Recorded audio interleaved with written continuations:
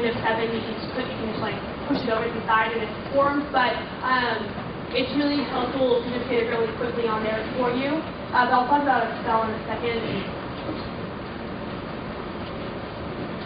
So let's say, okay, so I'm giving my speech, and this is what I want to do. And I'm reading this card, and I end up realizing that a couple things might happen. First, I realize the card is like really bad, and I don't want to read it anymore. Or I'm running out of time, or I got to the warrant, and I have to answer the permutation, and I'm going to lose the debate. What you can do is, wherever I'm going to stop. So actually, let's say that this whole thing was highlighted right here. You shouldn't highlight that, whatever. So I haven't read the card, but that might be a highlighting that you might have. So what you can do is, let's say I'm going to stop right there, which I don't know if you would want to stop right there, but anyways. So what you can do is the tilde key again. Actually, no, control tilde. Tilde key plus control. You hit it. It says stop here, and then the time that you stop. This is very important because whenever you mark a card, there's sometimes discrepancies between your computer and whatever the viewing computer is, or sometimes you're like, I'm going to cheat and not actually mark the card. Don't do that. That's cheating. You will lose debate. Anyways, you hit that, and it also, the cool thing is it puts the time on there, so that's really important. So I write there in the 2 and C, and I marked it here. But like, let's say I marked it there in the 2 and C, but then my partner can finish it with 1 and R. My partner can come back and do it as well, and then we'll kind of change. But you can add that on there, and then you know exactly what has gone down. We want to be as ethical as possible about paperless debate. This is, as a side note, what?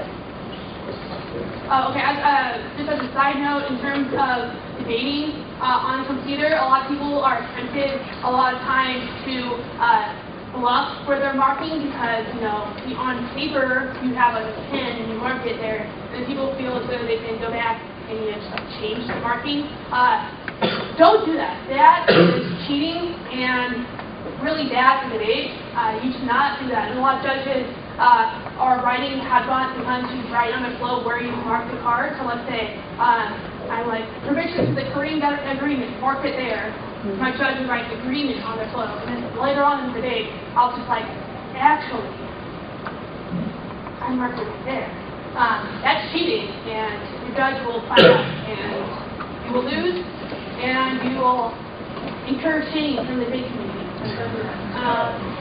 Unfortunately, there are people that try to do this, and one thing you can do is with the viewing computer they give you, if you know how to mark it, or if you just want to hit enter, when you hear them or watch them stop reading a card, mark it on the viewing computer.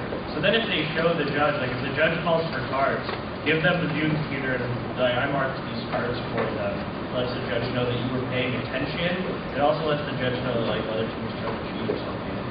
Yeah, there's exactly, that's the point. There's also this function exactly in Whitman, and I think it's a combination of the tilde key as well. Don't recall exactly, but if you're like just can't figure it out, you just do that. All right, so before I move on, are there any questions about actually when you're reading your speech in a debate? No? Okay, so you can click out of it. The thing is, when you click out of, when you're in the full screening mode, when you click out of it, it'll go straight into the print layout.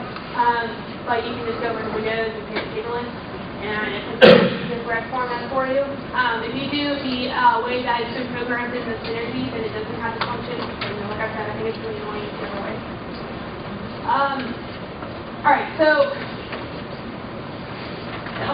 briefly I'll talk about flowing through Synergy. As a disclaimer though, I strongly encourage you to not flow on the computer. I really think that, first of all, for people who are just now learning how to flow, or they want to really refine their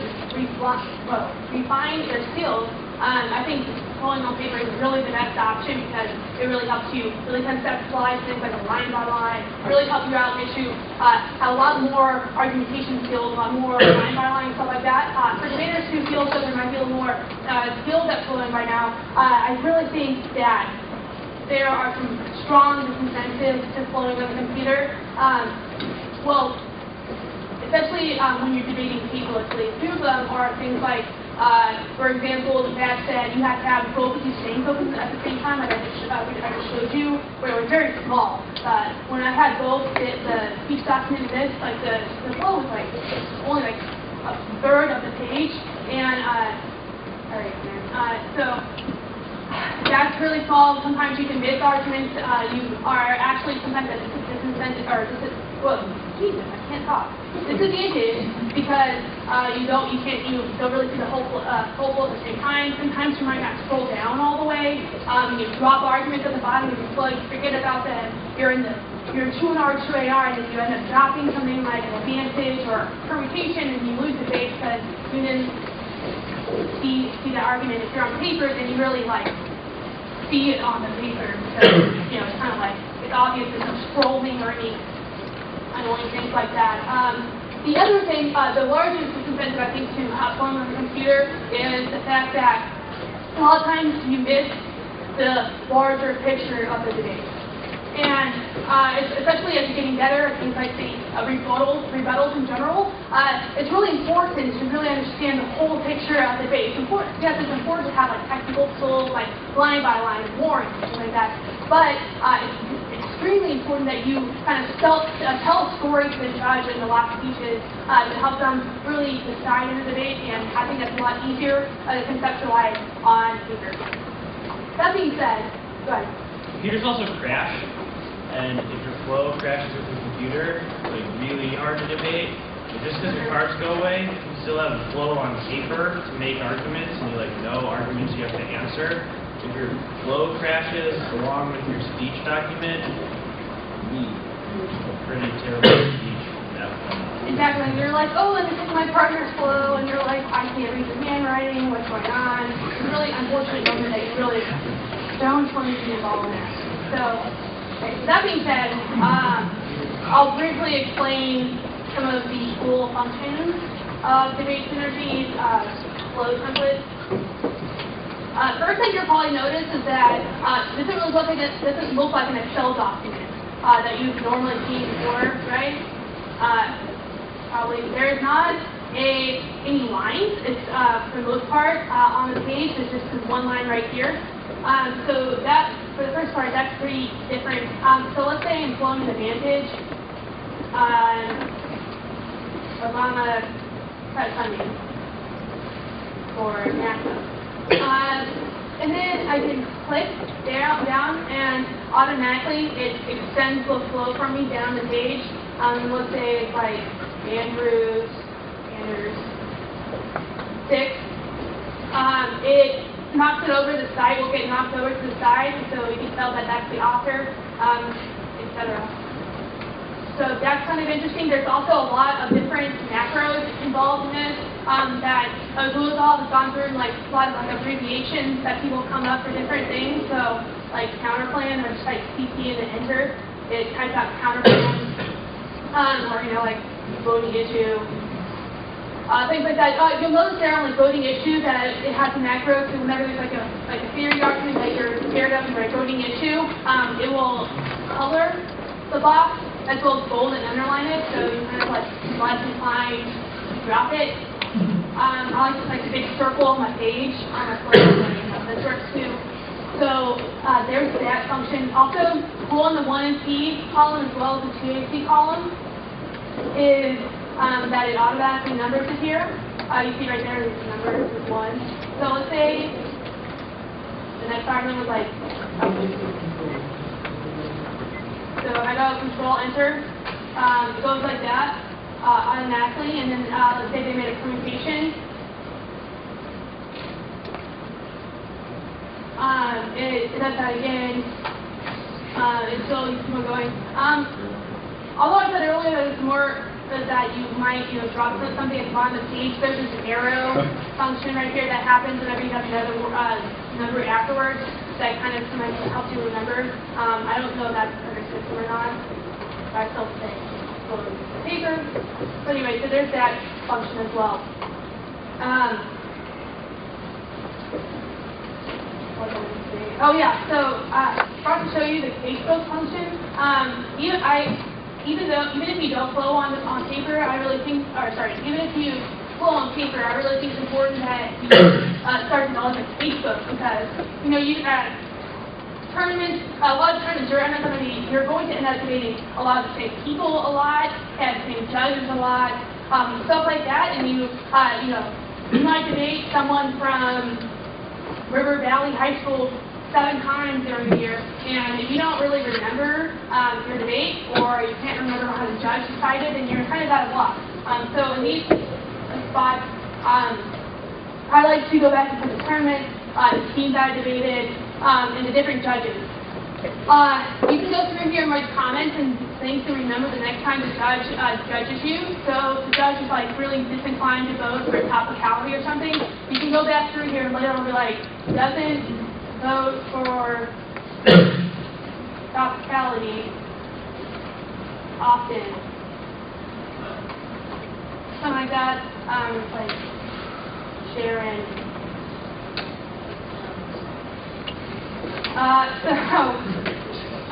So you can do something like that. That really is kind of helpful, and I really suggest that everyone does that, even if they end up they end up flowing on paper.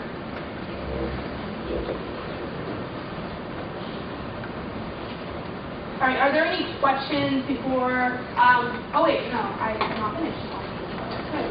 So, back to this. No, I'm not. Sorry. All right, so anyways.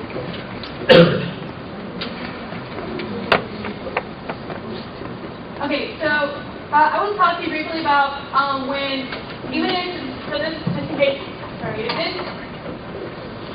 if you are not going to be debating paperlessly when you go back home, it's still really important to know exactly what's going on and if your opponent is debating paperlessly. There's a few things you can keep in mind. Before the debate 2 weeks, you should demand that they give you a viewing laptop. That's not something that's negotiable. If you are a paper team, the other team is required to give you a viewing laptop. It is ridiculous. They're like, why don't you have one? That's just kind of rude, and they should give you one. The other thing is that you should really make sure that you have the viewing laptop. They should first, so you should make sure the viewing laptop is charged, things like that. That's really their responsibility, but if they are irresponsible people, then you should make sure that's done. So that being said, during your opponent's speech when they're debating paperlessly, the biggest thing I want to tell you is that you need to flow. You need to flow. There is none of this, I'm just going to scroll along behind them and write down all the cards in the document and think that's going to be okay. A couple of reasons why. First of all, people always think they're faster than they are. They're going to put 7 extra lead cards. There's no way that they're ever going to read, right? And you're going to be sitting here putting that into your flow, and they never read them, right? And so you're going to be spending time, first of all, trying to catch on the flow, and second of all, thinking of answers to the argument. Most people will put extra things in there. You don't want to spend time in your truancy answering arguments that truancy never said. So the judge is going to be like, what are you talking about? That wasn't an argument. And then the other is going to be like, ha, ha, ha, ha, you don't know how to flow. So you should flow. That you should also be able to, I think it's important that you scroll along with that person when they're talking, so you can kind of look at the cards while they're reading it, so you can see if it's, first of all, cheating,